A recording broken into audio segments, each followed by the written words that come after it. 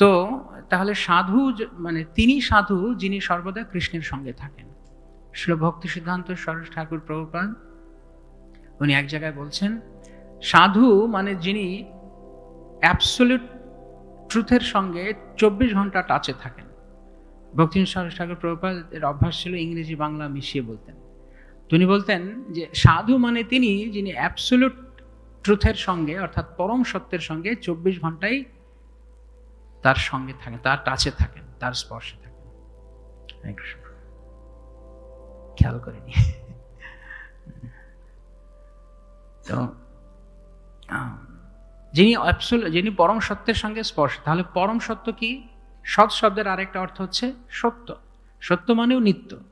যা কিছু অনিত্য তা কিছু অসত্য, যা কিছু নিত্য তা কিছু সত্য। তাহলে পরম সত্য কে, অর্থাৎ পরম নিত্য কে? কৃষ্ণ।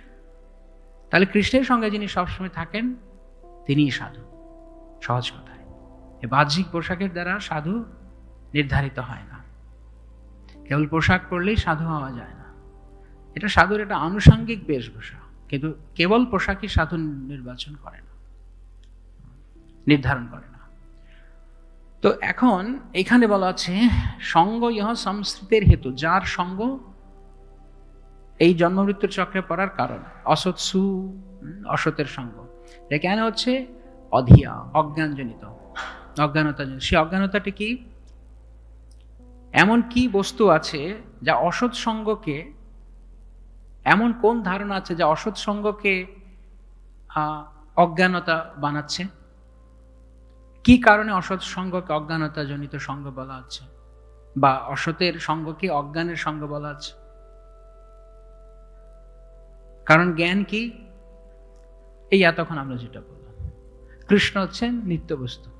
তো এই জ্ঞান যার নেই সে অজ্ঞান। কৃষ্ণ নিত্য বস্তু, এই জ্ঞানটা যার নেই সেই অজ্ঞান। তাহলে তার সঙ্গ করলে অজ্ঞানের সঙ্গ করা হলো। আর যার এই জ্ঞান রয়েছে যে কৃষ্ণই একমাত্র নিত্য বস্তু, তিনি হচ্ছেন জ্ঞানী। যার এই জ্ঞান নেই, যার এই বোধ নেই, সে অজ্ঞান। তো এই অধিয়া মানে অজ্ঞানতা জনিত সঙ্গ। যখন নিত্য বস্তুর প্রতি আসক্তি জন্মায় না, যেই সঙ্গ সেটা অজ্ঞানার সঙ্গ। যখন হিরণ্যাক্ষ ভূদেবীকে হরণ করার চেষ্টা করেছে, তার আগে, চেষ্টা নয়, ভূদেবীকে হরণ করেছে, তার আগে হিরণ্যাক্ষ কি শুরুতেই পরিকল্পনা করেছে?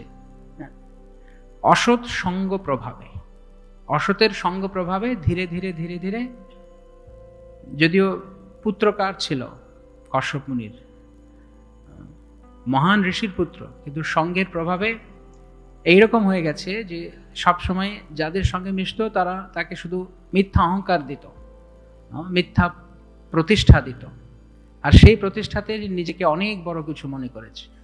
তখন ধীরে ধীরে ধীরে ধীরে তার মধ্যে এই প্রবণতা এসে কৃষ্ণের বিরোধিতা করতে হবে, বিষ্ণু বিরোধী হতে হবে, তাহলে আমার জীবন সার্থক। তাই এই হচ্ছে অজ্ঞানতা জনিত সঙ্গ। তার ফলে কি করলো? সংস্কৃতের হেতু, তার কারণে সে সংসার বন্ধনে জড়ালো। কিরকম জড়ালো? অর্থাৎ ভগবানের বিরোধিতা করে ভূদেবীকে হরণ করলেন। তো সঙ্গের কারণেই হলো। আবার একই সঙ্গে এখানে বলা স এব সাধু সুকৃত নিঃসঙ্গতায় কল্পতে। যখন সাধুগণের সঙ্গ হয় তখন তার দ্বারা মুক্তির পথ উন্মোচিত হয়। যখন ভূদেবীকে হরণ করেছে হিরণ্যাক্ষ, তখন ভূদেবী কি একা একা মুক্তি পেলেন? ভূদেবীর মুক্তির কারণ কি একা হয়েছে? সমস্ত ব্রহ্মা থেকে শুরু করে সমস্ত মুনি ঋষিরা তারা একত্রিত হয়ে ভগবানের কাছে প্রার্থনা করেছে। তো এই যে তারা একত্র হয়েছেন, এটা হচ্ছে সাধু সঙ্গ। তাহলে বন্ধন হয়ে গেল, একদিকে হিরণ্যাক্ষের বন্ধন হলো, আবার অন্যদিকে ভূদেবীও হিরণ্যাক্ষের আপাত দৃষ্টিতে সঙ্গে আসার কারণে যেন হিরণ্যাক্ষের কাছে বদ্ধ হয়ে গেলেন। কিন্তু মুক্তির উপায় কি হলো? নিঃসঙ্গতায় কল্প থেকে সমস্ত মুনি ঋষিরা, বৈষ্ণবেরা, সাধুগণ, ব্রহ্মা থেকে শুরু করে তারা সবাই ভগবানের কাছে প্রার্থনা করে, ফলে ভগবান আবির্ভূত হলেন। তো যখন অসতের সঙ্গ হয় তখন ভগবানের বিদ্বেষ হয়, আর যখন সতের সঙ্গ হয় তখন ভগবান জীবনে আবির্ভূত হন। এই হচ্ছে সৎসঙ্গের ফল। অসৎসঙ্গের ফলে ভগবত বিদ্বেষ, আর সৎসঙ্গের ফলে ভগবানের নৈকট্য। তো এখন আমাদের ভক্তি জীবনে শিক্ষা গ্রহণ করতে হবে এখান থেকে। আমরা মনে করছি আমাদের পারমার্থিক উন্নতি, আমাদের আধ্যাত্মিক প্রগতিকে আমরা ভাবছি যে যদি আমি আরো কিছু সাধনার সংযোজন করতে পারি আমার জীবনে, আরো কিছু সাধনা, আরো কিছু বিষয় যুক্ত করতে পারি, তবে আমি ভক্তিতে খুব উন্নত হচ্ছি। কিন্তু প্রকৃত অর্থে সাধনার সংযোজন ভক্তির প্রগতির মাপদণ্ড নয়, সঙ্গের সংশোধন হচ্ছে ভক্তির মাপদণ্ড। সাধনার সংযোজন নয়, সঙ্গের সংশোধন। অর্থাৎ আমরা কোন সঙ্গে মিশছি। সঙ্গ এত প্রভাবশালী যে আমি না জানতেই, আমার অজান্তেই সঙ্গ আমাকে ঠিক ওই রকম বানিয়ে দিচ্ছে। আমরা কেউ সঙ্গের কথা আমরা কেউ ভাবি না যে এরকম হব। আর সঙ্গ মানে কি?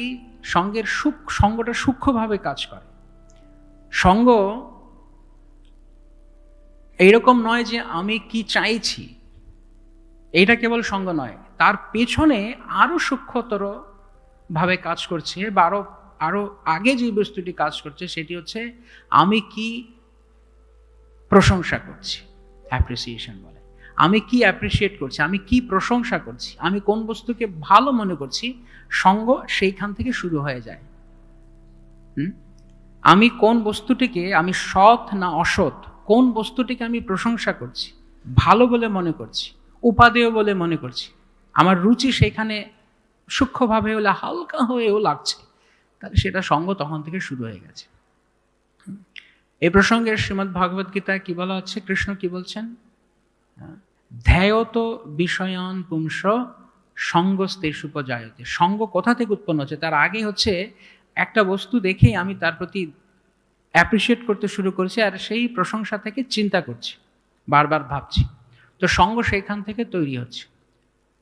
আমরা যদি কোনো কিছুকে প্রশংসা না করি, কোনো একটা জাগতিক অনিত্য বস্তুকে যদি আমরা প্রশংসা না করি, যদি এমনকি আমরা সেই বস্তুর সান্নিধ্যেও যাই, আপাত দৃষ্টিতে, বাহ্যিক দৃষ্টিতে যদি দেখা যায়, তবু সেখানে সঙ্গ হচ্ছে না। যদি আমরা সেই বস্তুর আমরা যদি তার আসক্তিতে, তার মোহে না পড়ি। যেমন প্রতিদিন চলতে ফিরতে হাঁটতে আমাদের অনেক কিছুর সঙ্গে জড়জগতে মিশতে হয়, সব কিছুই জড় পদার্থ, জড় পদার্থের সঙ্গে আমাদের প্রতিদিন সংস্পর্শ হচ্ছে। কিন্তু আমরা যদি সেই জড় পদার্থের মধ্যে আমাদের অ্যাপ্রিসিয়েশন খুঁজে বেড়াই, যে আমরা কিভাবে এই বস্তুটিকে আমার জন্য, ভোগের জন্য ব্যবহার করতে পারি, কিংবা এই বস্তুটি কিভাবে আমাকে আনন্দ দান করতে পারে, যদি আমরা এটা খুঁজি, যদি আমরা এর উপযোগিতা দেখি আমাদের জীবনে, আমাদের ভোগের জন্য যদি আমরা জড় বস্তু উপযোগিতা দেখি, তাহলে সেটা জড় সঙ্গ। আর সেই জড় বস্তুকে দেখেও যদি তার মধ্যে আমরা কৃষ্ণের উপযোগিতা দেখি, তাহলে সেটি সৎসঙ্গ বা চিন্ময় সঙ্গ।